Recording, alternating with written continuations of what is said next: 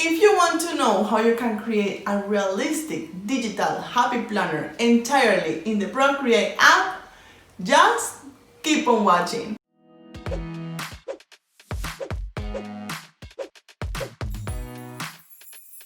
Hello and welcome back to my channel. My name is Natalia from Akaihana Art, and for this community I create videos about illustration, design and creative planning in general.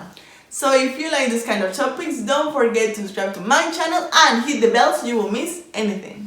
Okay, you guys, this is the third part of a series of videos on how you can render your own digital planner entirely in the Procreate app. We already have done the fittable ring planner.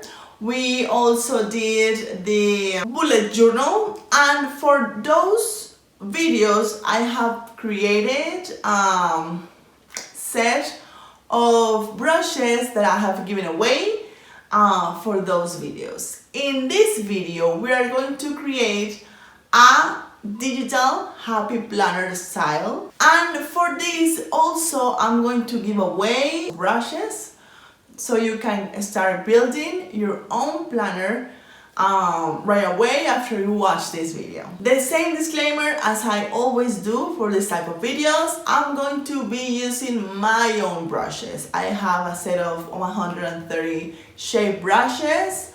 You don't have to purchase them, you can create those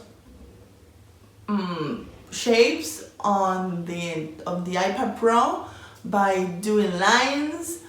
But for me, using my brushes are helping me to speed up my workflow, having those things already done. This is really helpful for me, and it's going to help me that this video is not too long, okay? If you want to purchase those brushes, I will leave the link in the description so you can go and check them out. So the brushes that I will give away for this planner are going to be in a link on the description also. So that's it. Without further ado, let's get to the Procreate app and start creating our happy planner. Okay, my lovely ones, this is the end result of the planner. This is the inside part. This is how it's going to end up. This is one insert that I've created just to give you an idea what you can do with it. But I think the most important part of this planner is the binder rings. So let's get started and let me teach you how you can create this planner and these binder rings.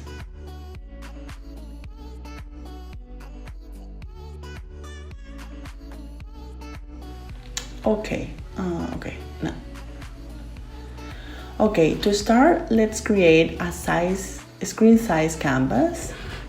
I like to create this size. You can make it bigger or smaller. I like to change the background color so you can see better what I'm creating on top. And using my shape brushes, as I told you, these are available on my Etsy store.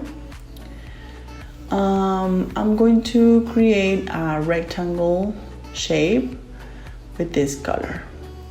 This color palette is my personal color, my branding color palette. That's why I use it a lot, but you can use any color palette that you want.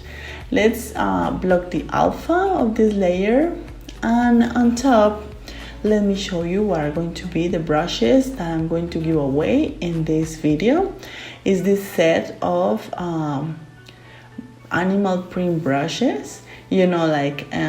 Happy Planner has this animal print always in its designs, so I wanted to create something like this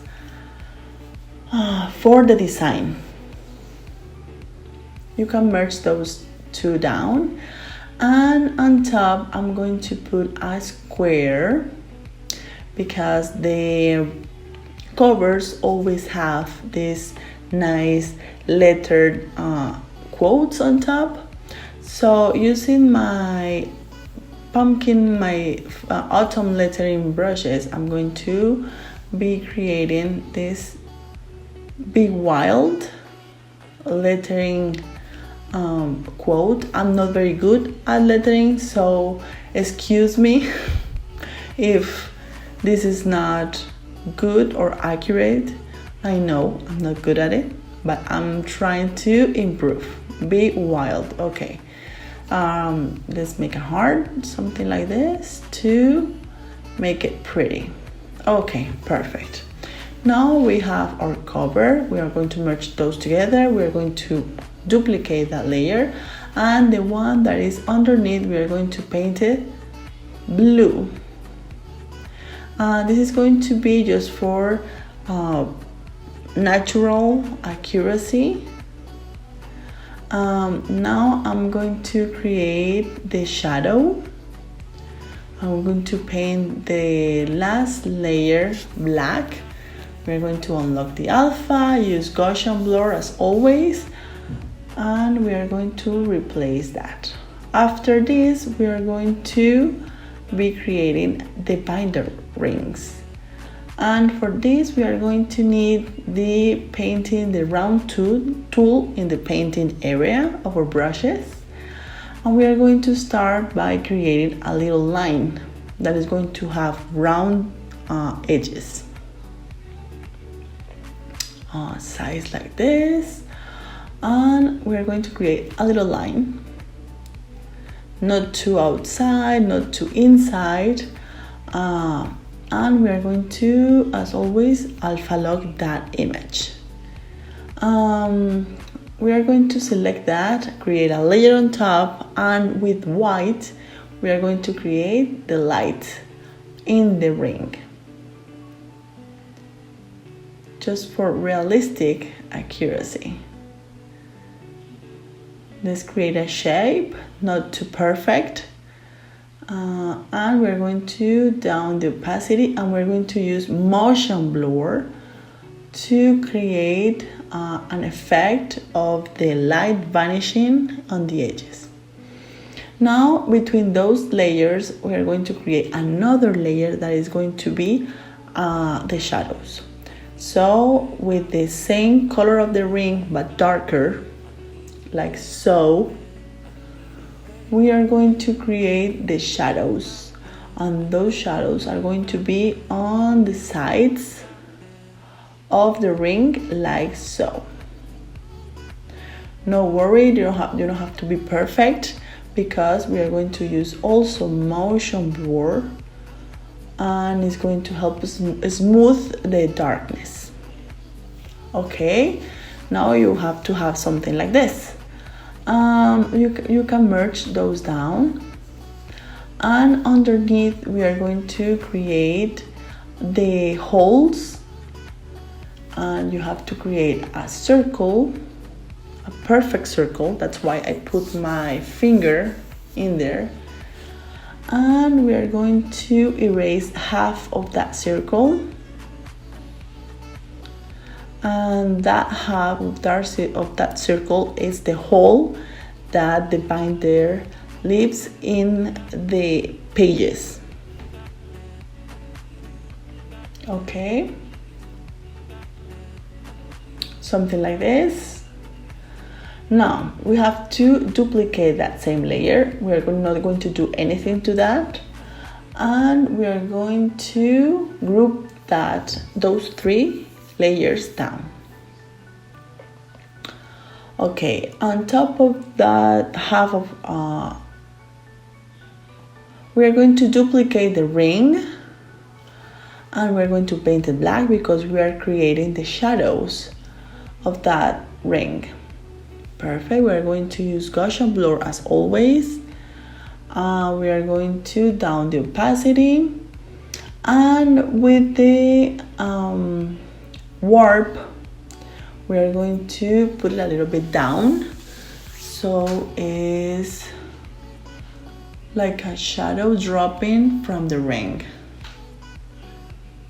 Okay, perfect. Now we have a regular ring, but this is not going to be every single ring. We are going to make some changes to 2 of them. We are going to duplicate that group, and we are going to move it aside. Okay, because this is a regular ring. Now we are going to create another type of ring that is a ring that is a little bit tilted back. So let me show you what you have to do. You have to duplicate the ring layer, and we have to paint that the darkest color of the ring, like so. You haven't seen it yet, but you will. We're going to use warp to distort a little bit the image, and we're going to erase one part, half of that ring, and the one on top we're going to put it a little bit upward, like a little bit curve to the top, like so. So you can see that the ring is a little bit tilted, like back, like that ring. It show you a little bit more.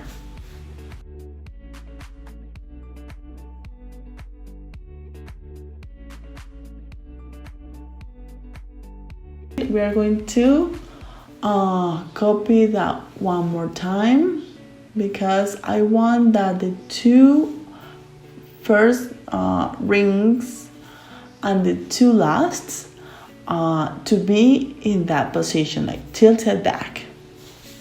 To this one, we are going to reduce a little bit the tiltedness. I don't know how I can say it. We're going to reduce a little bit so it's not that tilted back. And we're going to position it where it's supposed to be. So now we have the regular ring that we are going to put in its place. And that ring we're going to copy it 3 times. We already have one, so we are going to duplicate that one more time, 2 more times, 1 and 2. Okay, perfect. Now we have to create the 2 last rings that I want to be the same first 2, but on the last. So we have to duplicate that, put it on top, make sure you know where you put it. We're going to flip it horizontally, and we're going to place it in its position, like so. We're going to do the same. Let me rearrange a little bit because they're too far apart. Okay. So let me rearrange this one, and I show you how I did the same. Flip it horizontally and put it in its place. Now, okay. No. Here, okay. Now you can see how realistic the binder rings look. It's really easy. I think it's really easy. Okay. Now we are going to group all those layers together, and we are going to rename that group cover. Okay, and we are going to duplicate that huge group. It's going to take a little bit longer because it's a huge group with a lot of layers, and we are going to create the inside, like the book open. We're going to put all the rings in the middle. We are going to work on them later. And we are going to use the shape brushes again for creating the sides of the open book, this time with darker blue. We're going to create one side of the notebook and then the other. When we know what is going to be its position and its size, we are going to rearrange this, resize it. Okay, perfect. And we're going to copy, we're going to duplicate that layer. We're going to put it in front of this, a little bit farther apart. Okay, like so. So you can see the rings. They don't look good. Let me show you what you can do with this. But first, we are going to create the paper. The white rectangles are going to be the paper. We're going to resize it, paint them white like the paper.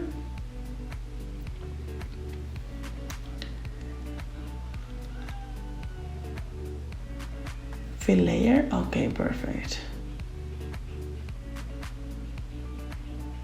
Okay.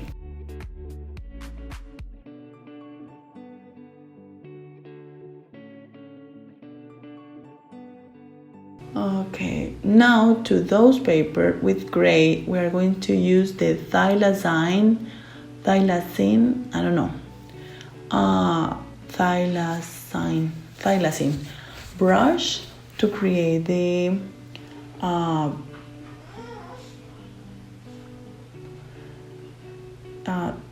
look that is more paper underneath that sheet of paper.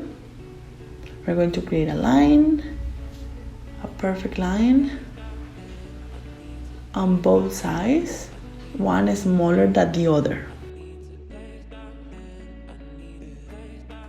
Okay.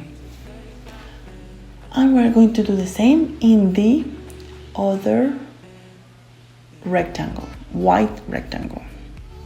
We're going to create a line on each side, one bigger than the other. And let me show you what it's going to look like. See, it looks like there's more paper behind this. Okay, now we have our notebook ready. And we can merge those layers together. Oh, first I'm going to be creating the insert layer that we're going to work on later. Put it on top of everything and hide it so we can work on it together later. And now we can work on our rings. Okay, we are going to use that duplicate half circle that we did. We can duplicate that. We have to flip it horizontally. Replace it. Oh, okay. Replace it in front of the other one, and we are going to erase the part that is on top of the other cover, like so, and you can see the ring behind the cover, like so. We are going to do the same in all of those rings, like so.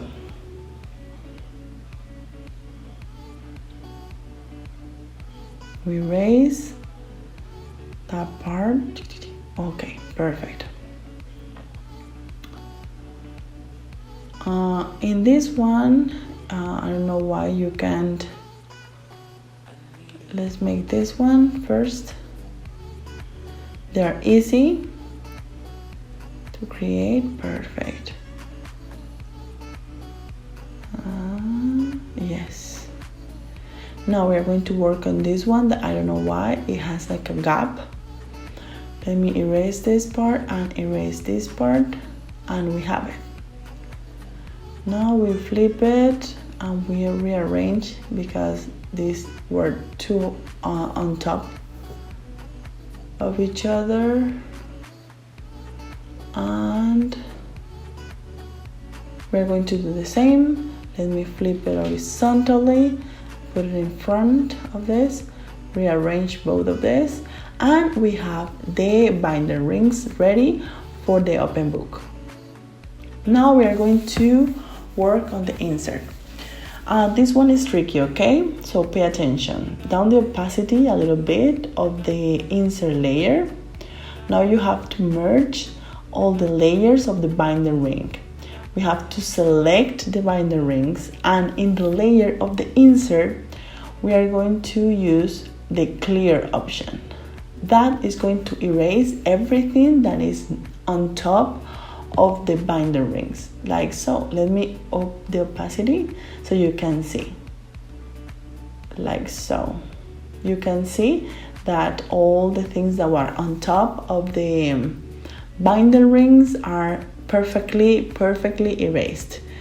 You can paint that the color that you want with the round brush. Is going to be easier and faster. You can fill that layer also. Don't forget to copy so you are not working in the original insert. We can also add a tab like this with my tab brushes. You don't have to use the same brushes. I use them a lot. They're very helpful. Like so, to create divider, an important divider for your planner. That's it for this video. Thank you so much for watching. I hope you find it useful and you find it entertaining, and you learn a lot how you can create your own digital planner entirely in the Procreate app. As I told you before, at the beginning of the video, I will leave the link in the description for my Etsy store if you want to purchase the brushes that I use to create this planner, and also the brushes that I will give away. Also, I will leave the link in the description. If you haven't seen the part 1 or 2 of this series of videos, I will also leave the link to those videos down below. I think we're going to create one more video of this series of videos. This is going to be more like a notebook type of planner. Similar to the Erin Condren type of planner, so you can create one of those too. So stay tuned for that video. Okay, that's it. Thank you again so much for watching. Stay safe, stay inside, and I will see you next time. Bye.